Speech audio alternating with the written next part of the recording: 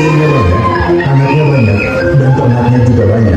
Tapi atas kekayaannya itu ia selalu bersyukur kepada Allah, selalu berbagi kepada fakir miskin, dan membantu orang yang membutuhkan, dan selalu ikut berkurban setiap tahunnya.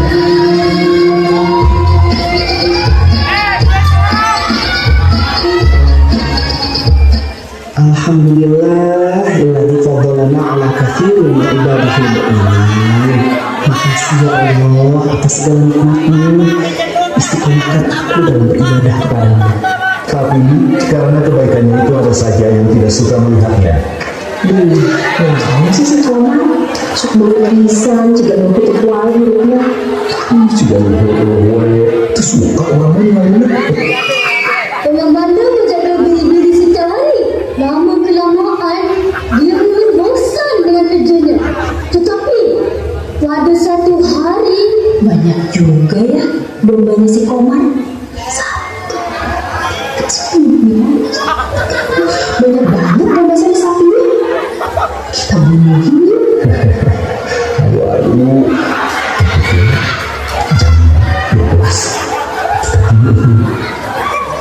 orang yang panen dibaca dari luar, isi ayah, celumat. Akhirnya orang iri itu mulai berbuat jahat kepada Komar. Mereka melancarkan aksinya tepat jam 12 malam. Domba-domba dan sapi-sapi Komar pun dibunuh oleh mereka, tapi sebagian ada yang dibawa oleh mereka. Lalu, saat Komar ingin memberi makan ternak-ternaknya, Astagfirullahaladzim.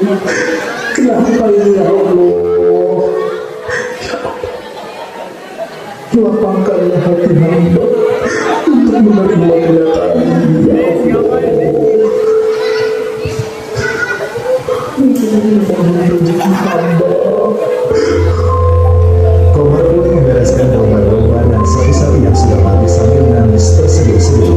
Dia terus beristighfar dan memohon dilapangkan hatinya, dan juga mendoakan pelaku yang telah menyakiti domba dan sapinya, agar semoga pelakunya diberikan hidayah untuk tidak membunuh lagi. Hari-hari berlalu, yang terjadi pada Komar bukan menyerah dan putus asa, tapi Komar malah semakin giat beribadah dan juga berbagi ke orang sekitar. Orang-orang yang iri itu pun malah semakin panas melihat Komar malah semakin giat beribadah bukannya menyerah. Mereka pun memikirkan ide lain untuk membuat Komar putus asa.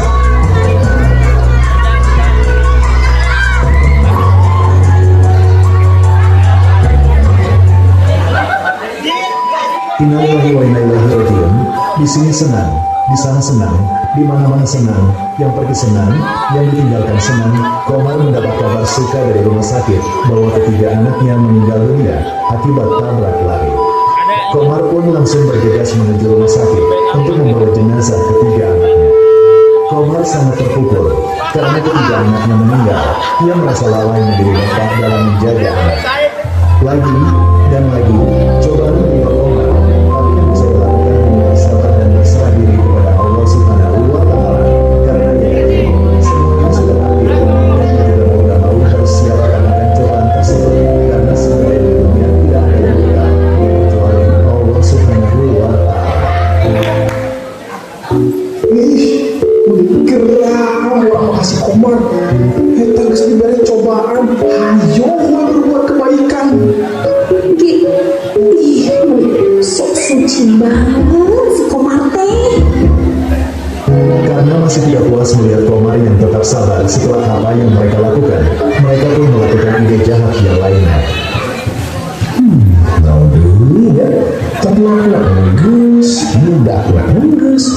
Apa si Komar nawanya orang racun? Suku-suku paeh. dah, kalau dia malah pinternya.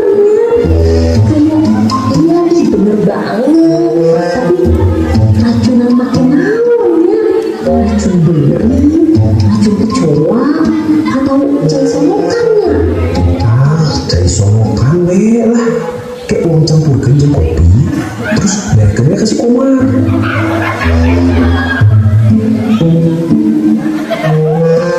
Ya, intinya Komar dikasih minuman.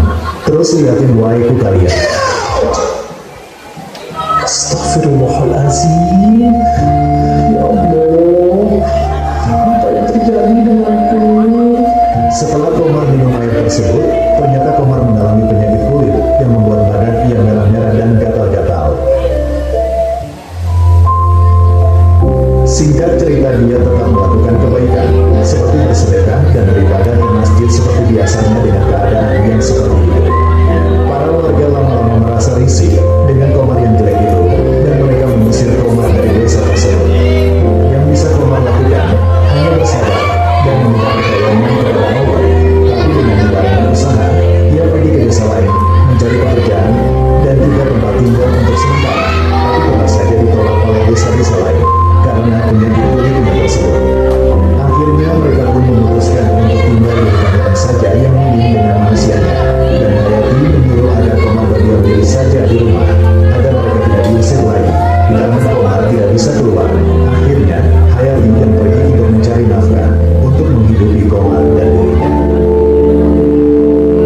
Komar, sekarang nggak adil aja ya. Biar kamu kerja berdua. Karena kondisi aku sekarang minta maaf udah kerja. Nggak apa-apa,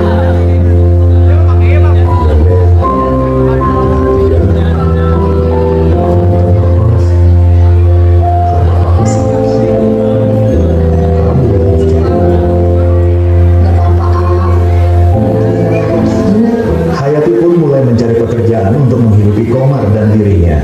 Pekerjaan pertamanya yaitu menjual air kemasan. Tapi, karena penghasilan dari penjualan tersebut tidak mencukupi kebutuhan sehari-harinya, akhirnya ia mencari lagi pekerjaan lain di pasar.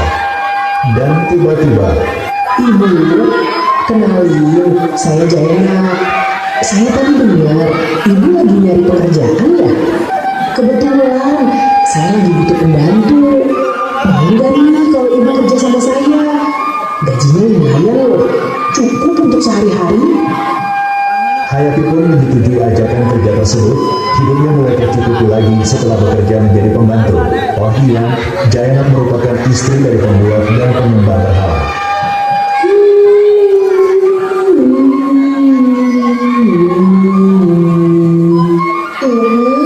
Sisirin aku ya. Mbak, Allah itu siapa? Itu Tuhan Bibi, Neng. Loh, bukannya Tuhan itu yang dibuat sama ayahku ya, Bu? Enggak, Neng. Tuhan itu tidak dibuat dari tangan manusia. Yang ayahmu buat itu hanya patung, benda mati. Maksudnya, Bibi lahirkan Tuhan kami. Aku aduin ke Mama. Mama, Bibi lahirkan Tuhan kita.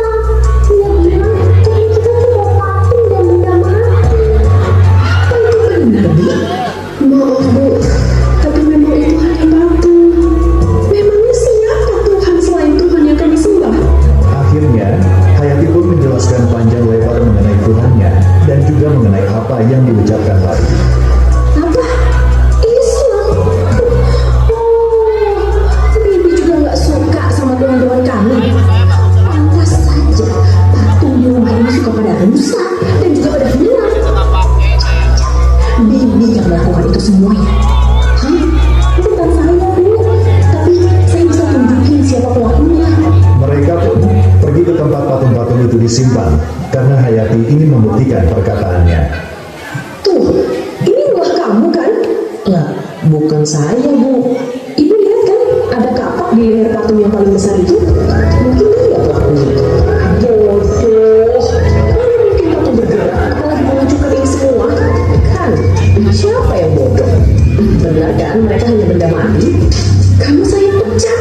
Intinya, Hayati dipecat saat di perjalanan pulang, tiba-tiba terlintas di pikirannya.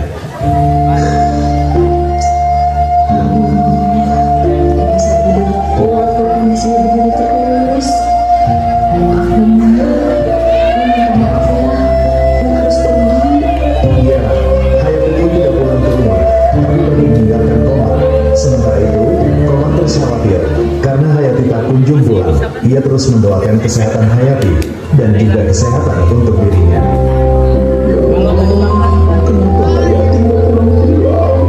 Hamba mohon kesehatan untuk Hayati dan juga untuk hamba. Malam harinya, Komar bermimpi didatangi seorang perempuan yang mirip seperti Hayati.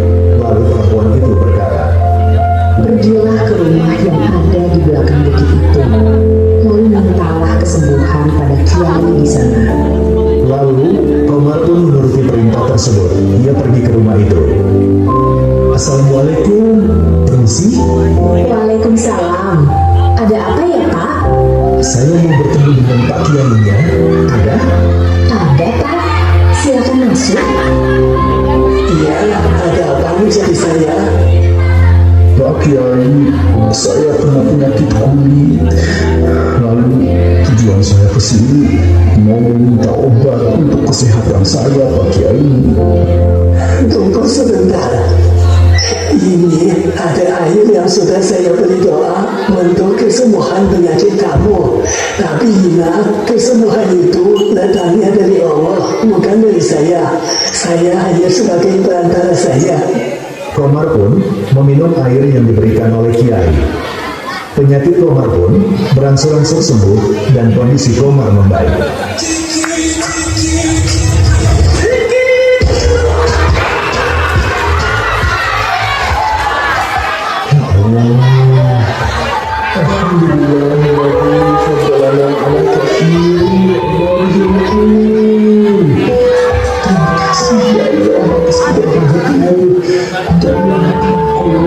Karena kondisi Komar sudah membaik, Komar pun pergi ke rumah kedua orang tuanya.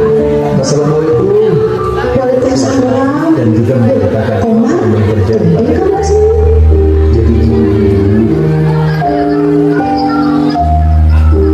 Astagfirullahaladzim, Komar. Kenapa kamu baru cerita sekarang? Sebentar ya. Ini ya buat kamu. Sok beliin buat keperluan kamu. Sama beli lagi rumah atau apalah ya. Oh iya, jangan lupa beli sapi sama domba. Ya sebentar lagi kan mau Idul Adha. Komar pun memakai uang itu untuk memulai kembali hidupnya. Tak lupa ia pun membeli sapi dan kambing untuk kurban.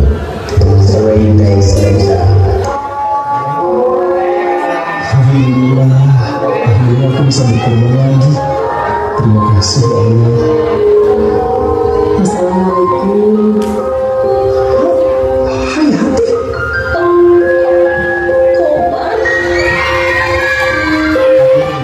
Mereka berdua pun bertemu lagi. Dari sini kita tahu kalau Idul Adha bukan hanya soal menyembelih, tapi juga usaha dan momen kebersamaan di dalam Idul Adha tersebut.